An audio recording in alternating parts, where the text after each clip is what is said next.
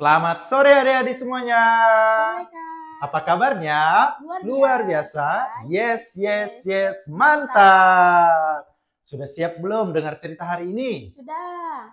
Nah, kalau sudah siap, tapi sebelumnya kakak mau ajak kalian dulu bermain. Oke, hari ini kakak punya puzzle.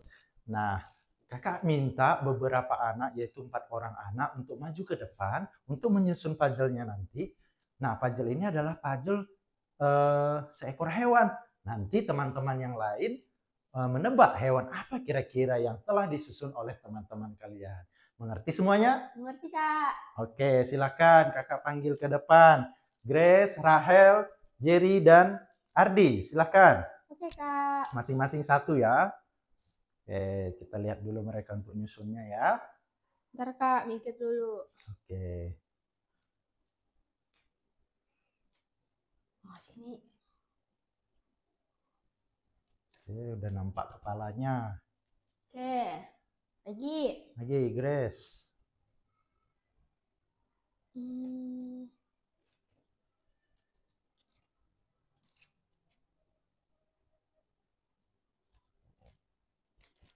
Udah, Kak. Oke, hampir jadi. Silakan Jerry.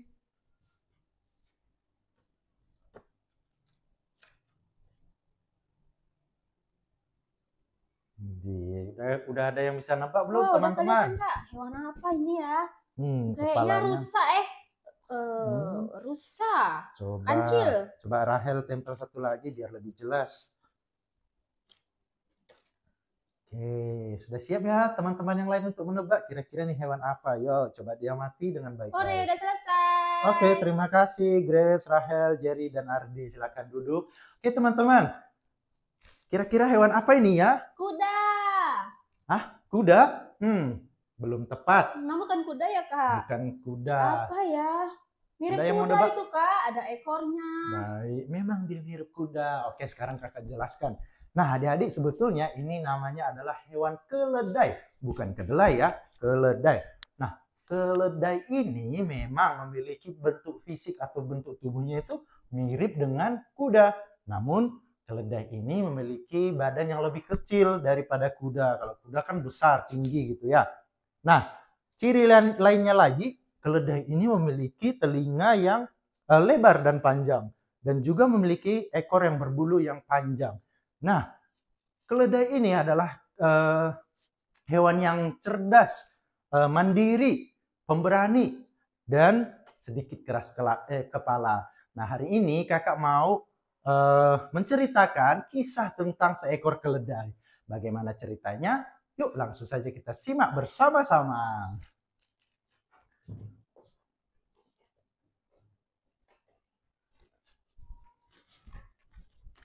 Di suatu hutan yang sangat rindang, hiduplah seekor keledai bersama dengan ayahnya. Nama keledai ini adalah Doni. Doni ini adalah keledai atau hewan yang memiliki karakter cerdas, kemudian rasa ingin tahu yang tinggi, sehingga dia suka sekali penasaran dengan akan suatu hal. Tetapi dia juga adalah hewan yang cenderung keras kepala, sehingga dia tidak mudah untuk dikasih tahu. Nah, di hutan itu juga terdapat sebuah danau yang sangat indah. Airnya tenang, airnya juga berwarna biru, sehingga menarik perhatian untuk datang ke danau tersebut. Tetapi tunggu dulu, ternyata di danau itu adalah danau yang berbahaya. Kenapa berbahaya? Karena di tengah-tengah danau itu terdapat pusaran air yang sangat deras yang bisa mengancam nyawa seseorang jika masuk ke tengah-tengah danau itu, dibawa oleh pusaran air tersebut. Nah, suatu hari Doni ingin pergi ke danau itu karena dia penasaran akan seisi danau itu. Ya, danau itu memang sangat indah. Kalian bisa lihat sendiri, danau airnya begitu jernih, warna biru, kemudian banyak ikan-ikan warna-warni, ikan air tawar, kemudian banyak juga tumbuhan alga yang berwarna hijau di sana. Sehingga ini adalah daya tarik yang sangat menarik untuk hewan-hewan atau orang-orang datang ke danau tersebut. Lalu si Doni ini pun bilang seperti ini kepada ayahnya. Ayah, aku mau pergi ke danau ya. Don, tidak tahukah kamu bahwa danau itu berbahaya? Apa kamu tidak takut? Ah, ayah ini, Doni kan sudah besar. Lagi pula Doni bisa berenang kok. Tenang saja ayah, tidak perlu khawatir. Ngapain takut?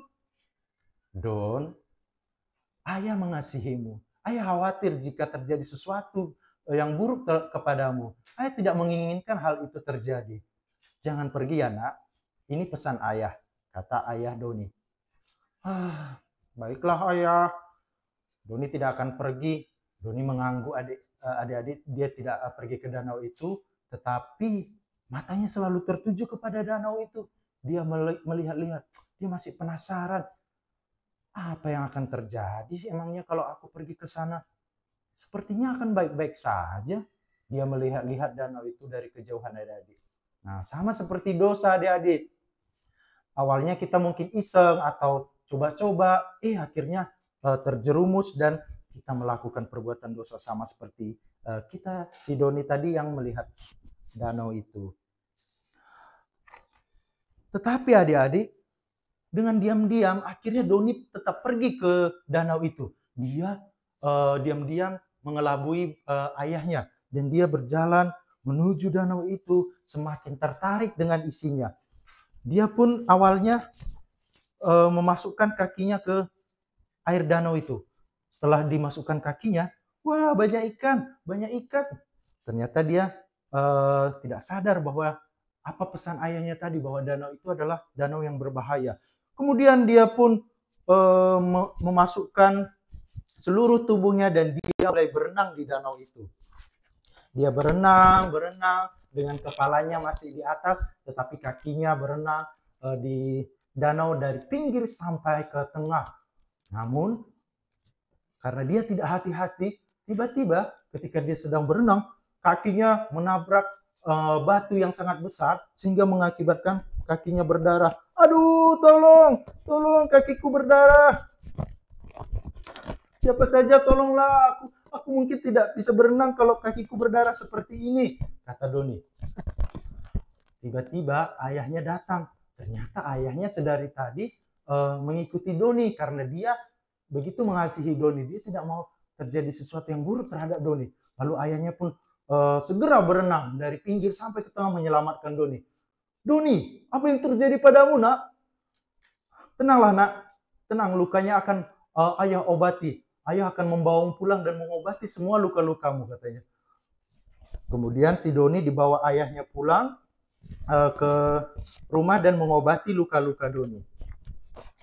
Seminggu kemudian, setelah luka-lukanya sembuh, ternyata Doni bosan di rumah adik-adik. Dia merasa, aku masih penasaran dengan danau itu. Kemarin belum sempat lihat seluruh isinya. Bahkan aku sebelum masuk ke tengah sudah kena tabrak batu. Kali ini gimana kalau aku pergi ke danau itu lagi ya?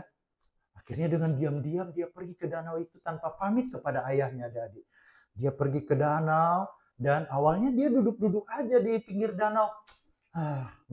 Berenang tidak ya? Katanya. Dia mikir dalam hati. Cuman karena dia tidak tahan melihat danau itu yang begitu indah, kemudian isinya juga banyak ikan-ikan, dia pun akhirnya berenang lagi. Akhirnya berenang, tiba-tiba ada kapal nelayan yang menabrak Doni di dalam danau tersebut. Duar! Kapal nelayan itu menabrak kepala Doni hingga dia tidak bisa berenang. Aduh, tolong! Segera nelayan itu pun menolong si Doni. Dan lagi-lagi sang ayah datang untuk menyelamatkan si Doni. Doni anakku, apa yang terjadi padamu nak? Kenapa kau pucat sekali?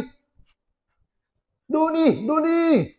Ayahnya pun segera menyelamatkan si Doni yang sedang kesulitan untuk berenang adik-adik. Tetapi terlebih dahulu yang memberi pertolongan pertama adalah sang nelayan tersebut. Kemudian sang nelayan menjelaskan kepada sang ayah bahwa Doni tidak sengaja tadi saat berenang tertabrak oleh kapalnya.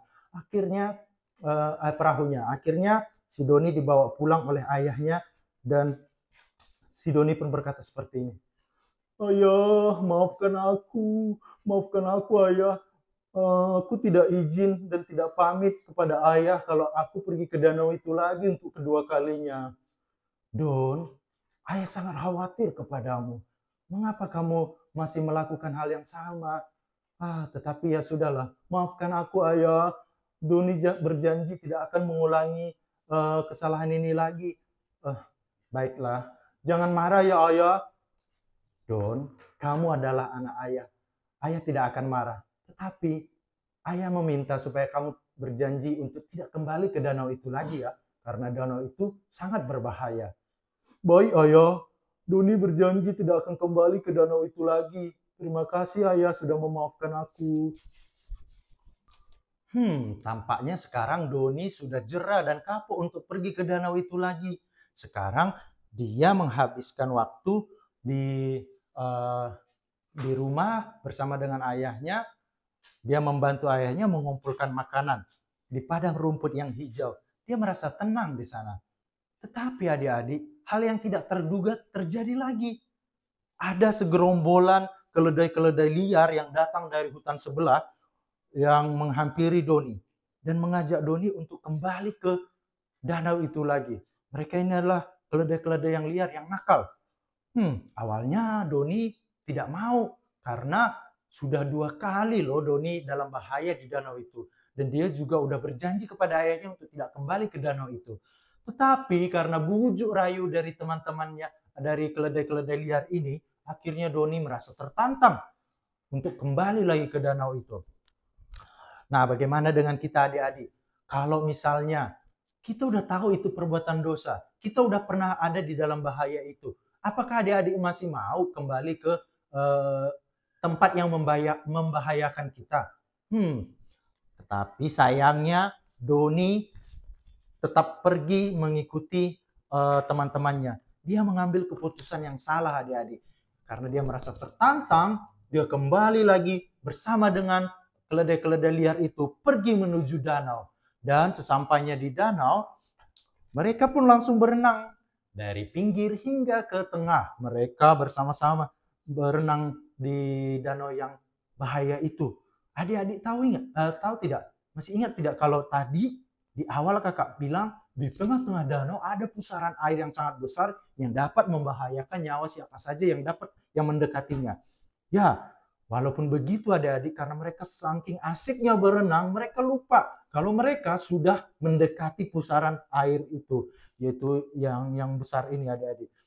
Betul saja, saat sedang asik berenang, tiba-tiba pusaran air itu menarik mereka satu persatu, terutama Doni yang di depan. Tolong teman-teman, tolong selamatkan aku di bawah pusaran air, aku tidak bisa berenang, tolong. Tetapi teman-temannya tidak ada yang bisa menolong Doni adik-adik. Mereka tidak berani dan ada juga yang hanya menyelamatkan dirinya sendiri. Tetapi tidak dengan ayah Doni. Ayah Doni selalu ingin menyelamatkan Doni. Kali ini tanpa berpikir panjang, ayahnya mengorbankan dirinya dan masuk ke dalam pusaran air itu, menarik tangan Doni dan menariknya ke pinggir. Berenanglah ke pinggir, nak. Ayah, tidak apa-apa katanya. Akhirnya karena menyelamatkan si Doni, ayahnya justru yang tergulung oleh pusaran air itu dengan sangat kencang, makin kencang hingga membuat ayahnya tidak bisa berenang. Karena tidak bisa berenang, dia akhirnya tidak bisa bernapas dan akhirnya meninggal adik-adik. Wah, sementara si Doni yang sudah diselamatkan ayahnya duduk di pinggir danau menangisi kepergian ayahnya. Ayah, maafkan Doni. Ini semua salah Doni. Harusnya Doni dengar apa kata ayah. Ayah, jangan tinggalin Doni. Dia menangisi dan menyesali segala apa yang terjadi adik-adik. Namun, walaupun saat ini Doni tidak bisa melihat ayahnya lagi dengan mata kepalanya, tetapi melalui kejadian ini, Doni akhirnya tersadar adik-adik betapa ayahnya sangat mengasihi dia hingga ayahnya rela mengorbankan dirinya, menyelamatkan Doni, dan Doni selamat sementara ayahnya harus meninggal adik-adik. Dan walaupun dia nggak bisa melihat ayahnya lagi, Tetapi di hati Doni selalu ada tempat untuk ayahnya karena dia begitu mengasihi ayahnya, dan dia berjanji untuk tidak melakukan perbuatan-perbuatan dosa atau perbuatan-perbuatan yang melanggar apa yang diperintahkan ayahnya. Dan mulai saat itu Doni menjadi keledai yang baik, keledai yang lebih dengar-dengaran dan mengasihi ayahnya. Oke, cerita kita selesai. Nah, adik-adik, mungkin kita sama seperti Doni. Ya, dunia ini, ya, dunia yang kita tempat tinggalin ini banyak menawarkan hal-hal yang membuat kita terjerumus ke dalam dosa, yang menggoda kita untuk melakukan perbuatan dosa. Nah, tetapi sama juga seperti ayah Doni tadi, kita punya Tuhan Yesus yang sudah menyelamatkan kita, yang sudah mengorbankan dirinya untuk kita, untuk menebus kita dari dosa dan dari maut atau kebinasaan. Tetapi seringkali kita lupa, seringkali kita kalah akan dosa. Kita kembali ke dosa-dosa kita yang lama, mengulanginya lagi. Hari ini udah nggak lakukan, tapi besok kita lakukan lagi.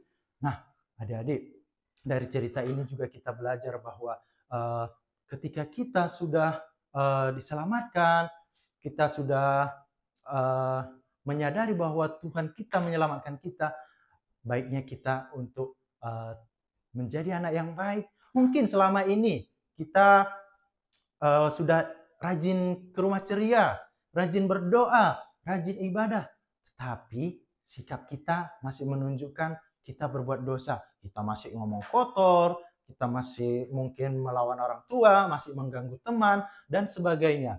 Nah, jadi hari ini melalui cerita ini kita kembali diingatkan untuk kita mengingat betapa Tuhan Yesus itu mengorbankan dirinya demi keselamatan kita semua.